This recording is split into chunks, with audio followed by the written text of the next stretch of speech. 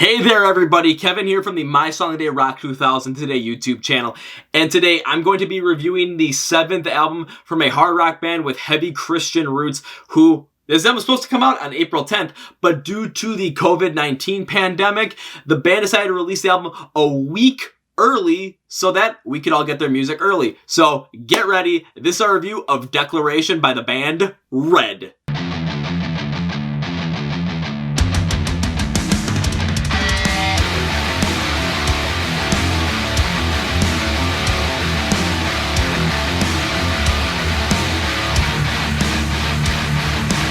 So let's go through a little bit of a background on Red before we jump into Declaration. So their previous album, Ground, was said to be recording on March 2017, and bassist Randy Armstrong came out and said that they wanted to keep their sound, but they wanted to avoid playing the same 4 chords a lot of contemporary rock bands had been playing. And guitarist Anthony Armstrong approached the album like this would be their last album ever, so that he could get like an overall heavier feel on it.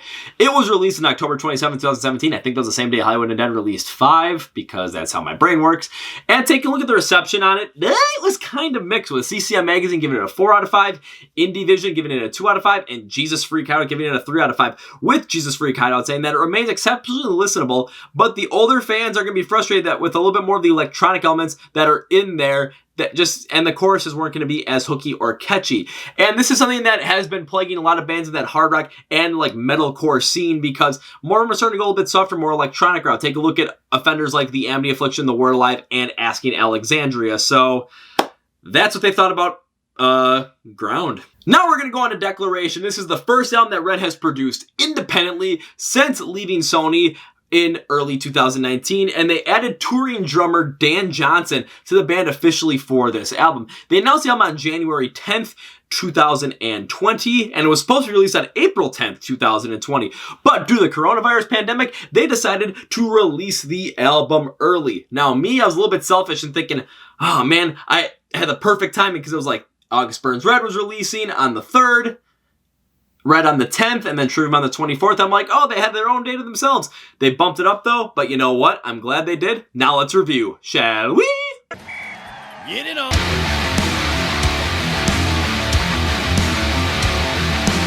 So let's go on to the composition, construction, and instrumentation of Declaration. And from Red, I do have to applaud them, because throughout most of the album, they stuck with this hard rock style, as they seriously have perfected it over the course of their career going into their 7th album. They had this heavy beat from the drum that really didn't have a lot of double kicks like I like, but it really kept this hard rock sound to it because it wasn't at a supercharged pace. And the lowest tuned guitars really drove that hard sound. If you want to find a song that fits this kind of notion, look at the song All For You.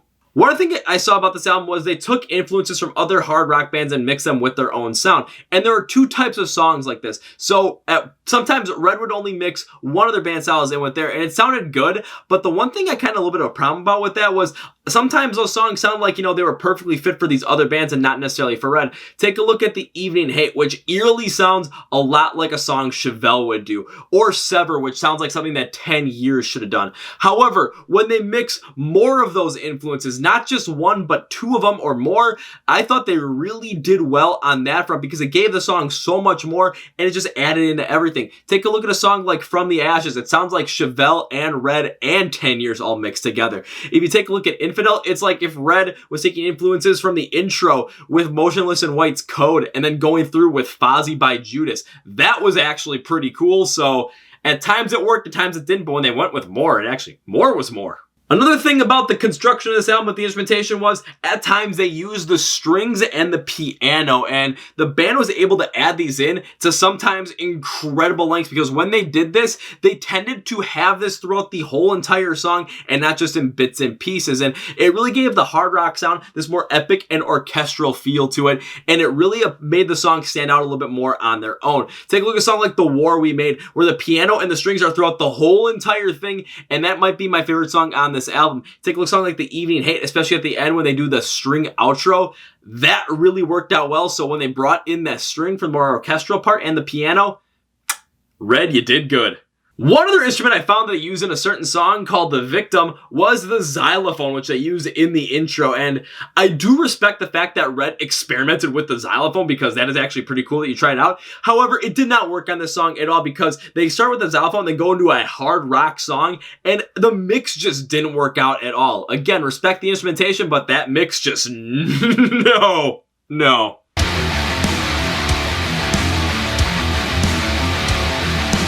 Now we're going to jump into the vocal performance. We have to take a look at Michael Barnes, and I applaud the consistency that his vocals had on this whole entire album. And when you take a look at the songs that had consistently hard rock vocals, this is a good portion of the album, because he really sticks with a sound and song that's just going to drive you. Whether he's, using a little bit of a higher tune with the clean vocals, using a little bit more of a darker tone with the clean vocals, not screaming, but just kind of driving everything forward. And I really did like it, because it drove so much emotion in these songs, especially a song like The War We Made and the chorus of Cauterize, because the chorus of Cauterize has a lot more of this lighter, a little bit more hopeful tone, a little bit more crying out for help tone as well. It is something that really is incredible, and I have to applaud Michael Barnes for it on this one. There were also times in this album where Michael Barnes mixed the clean and the unclean vocals together, and at times, I found out that there were two different styles that he worked with this. The first style was when you look at the songs and Michael Barnes would use the clean and unclean vocals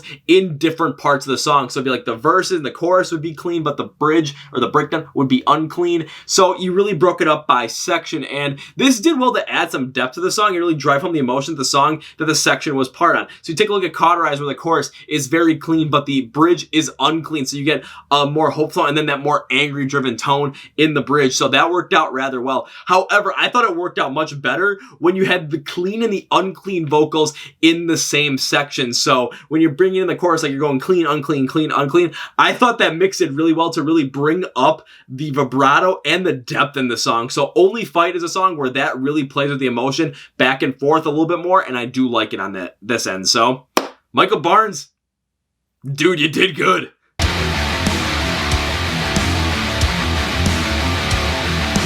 So now we're going to move on to the themes of the album and how they played on the song styles. So for the most part, when I was looking through this album, the themes really reflected on a declaration for yourself that is going to go against yourself and everything else that is standing in your path to be the happiest you are. So you're finding those external demons of people trying to impose their will on you. They have songs for that, like Evening Hate, Sever, and Only Fight. They also have songs for fighting the demons inside you that are holding you back from your true happiness, such as All For You, The War We Made, and Infidel. And also reflecting on what you have done to overcome those obstacles on songs like From Ashes and Cauterize. Now, how do they work out with the song styles?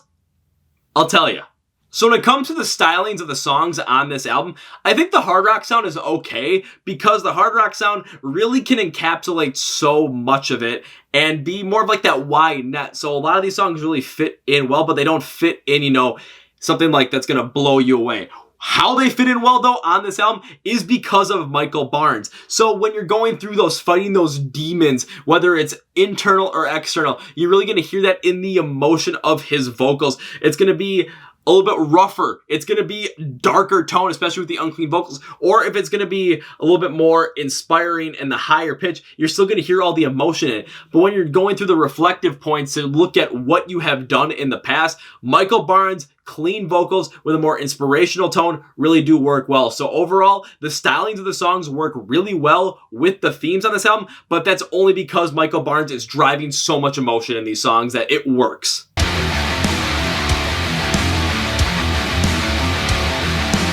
All right, time for my overall rating for Declaration by August Burns Red, and that is...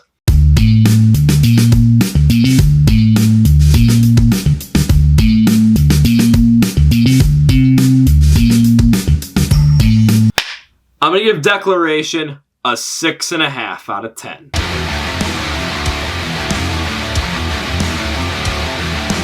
So I'm giving Declaration a 6.5 out of 10. One thing I really liked about this album was when they brought in the strings and the piano to really give that more orchestral, epic feel to it. Because when they did that, the song just had so much more depth and they drove so much great emotion off of it. And I've seen bands do this with the orchestral sound with the strings, especially Skillet. I think it's a perfect example to tie this in, where they use it on parts but not the whole entire song. So listen to songs like Not Gonna Die, where they use it very consistently, but they break it up a little bit, and songs like Rebirthing or Comatose. But what I like about what Red did on this one was on a song like The War We Made, the piano and the strings are very prevalent throughout the whole entire song, and it really makes it well. And then you take a look at The Evening Hate with that outro with the strings. Oh man, was that good. One other thing I really like about this album is Michael Barnes' vocals and how they really have the range to mix in a lot of these songs, because he does a great job exploring so many different emotions and feelings with his voice, whether it's higher pitched, lower pitched, screaming, unclean, whatever it might be. He's really driving a lot of it and driving all the songs, because at times able to keep that clean sound, whether it's, higher pitched and more hopeful like on Cauterize, or more sinister and hard like on the songs like The Evening Hate or All For You. Then when he goes with the unclean parts, I mean, man, we get the pain and we really get to feel it. And nothing is better than the song Only Fight, because he mixes the clean and the unclean, so you get that pain, the anger, the anguish in the unclean vocals. We also get the hope and determination in the clean vocals. They mix out very well, and Michael Barnes' vocals might be the best he's done on this album. They work out incredibly well. I have to also talk about The War We Made, and this is more than just the strings and the orchestral sound that they bring to the whole entire song, because I think this is the best song on the record. And the instrumentation, one thing I love about it is when it starts out like this more classic hard rock sound, but then it transitions into the more brutal hard rock sound, and the pre-chorus really builds this up so well. I absolutely love it. Michael Barnes' vocals, though, they stay clean throughout the whole entire thing, but they do have this little bit of a feel of pain and anguish, which fit really well in with the song. So I gotta say, War We Made is a great song. Now it's time to jump into the dislikes, and I gotta talk about the xylophone on The Victim again, because I do respect the fact that the band tried to mix in that, because you know what? I like the instrumentation. I like the attempt. Don't get me wrong. However, this attempt did not work out in the slice, because it gives me this feel like it's not gonna be a hard rock song. It's not really gonna go anywhere, but then it goes into a hard rock song. You could have transitioned a little bit better. That might be my opinion on it, but overall, like, there's a lack of transition in there. It just goes straight from one to the next, and it just doesn't fit overall. And the xylophone just took me out of the song completely. One other thing I didn't like about this album was taking a look at how they blended those great vocals on Only Fight with the instrumentation, because as I was talking about earlier, Michael Barnes really goes with this clean, unclean to really bring out so much emotion in that song. But I'm listening to the instrumentation, it sounds more of like a slower pace, hard rock Foo Fighters song, which really doesn't work well with those unclean vocals. So when I kind of mixed the two together, I was like, I like the vocals because the vocals drive so much emotion, but the instrumentation doesn't really do anything to elevate them or keep them steady. It actually brings them down just a little bit, and I was like, oh man, that was a wasted opportunity right there. The last thing I didn't like about this album was, it's good, don't get me wrong, but there is no real standout moment. There's a lot of good songs. This album is very consistent, but for this album to be absolutely great, take a look at like Polaris' album, where it was really good metalcore all the way through, but a song like Above My Head just sticks out and puts that album on the forefront for me. I really like The War We Made, but no song really puts it out on the forefront of like, this is an album you really, really, really have to listen to. So there was no really dare to be great situation. It was consistently good, but there was really no dare to be great.